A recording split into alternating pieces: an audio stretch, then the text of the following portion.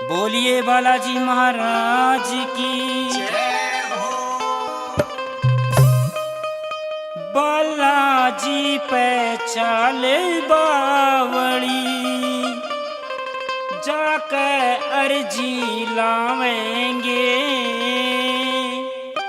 रामदूत अंजनी के लाला सारे कष्ट मिटावेंगे। बालाजी पे चाल बावड़ी जाके अर्जी लावेंगे। रामदूत अंजनी के लाला सबके कष्ट मिटावेंगे। बालाजी पे चाल बावड़ी।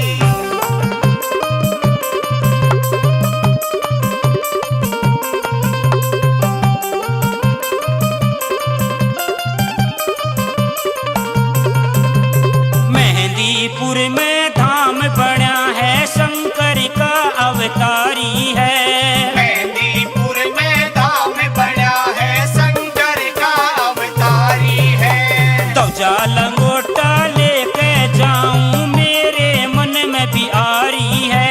ध्वजा लंगोटा लेके आऊं, मेरे मन में आ रही है। इब होगी त्योहार बावड़ी, फिर पाछे पछतावेंगे।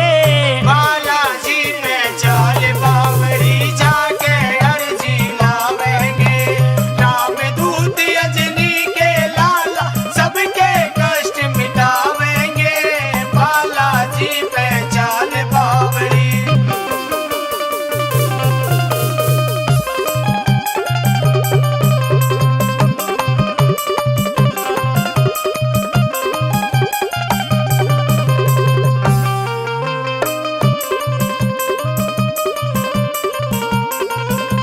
सबकी चिंता दूर करे यो घाटे के माँ आ रहा है। सबकी चिंता दूर करे यो घाटे के मैं आया से।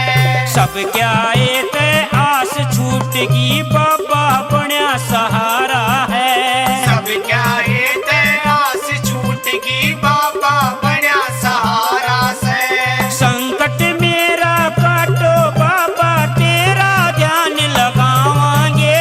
बालाजी पे चाल बावड़ी जाके अर्जी लावेंगे।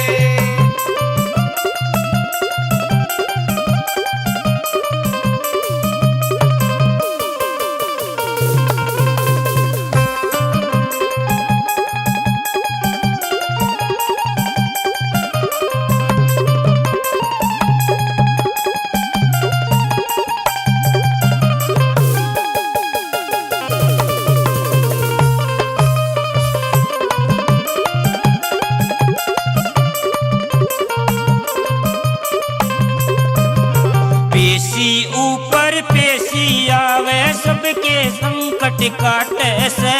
पेशी ऊपर पेशी आवे, सबके संकट काटे से। बालाजी के धाम जानते क्यों बावड़ी नाटे से। बालाजी के धाम जानते क्यों बावड़ी नाटे से। घाटे आड़ की मेहर हुई ते गोद में लाल खिलावांगे। बालाजी पे चाल बावड़ी जाके अर्जी लावेंगे। रामदूत अंजनी के लाला सबके कष्ट मिटावेंगे। बालाजी पे चाल बावड़ी।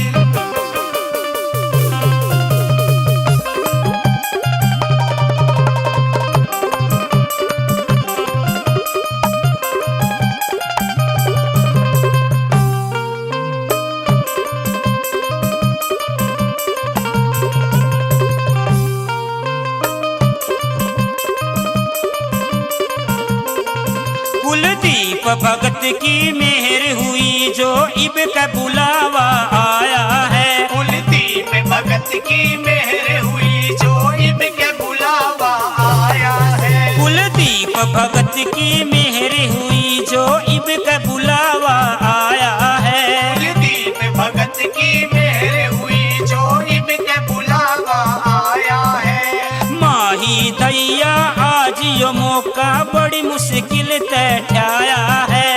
माही दहिया आज यो मौका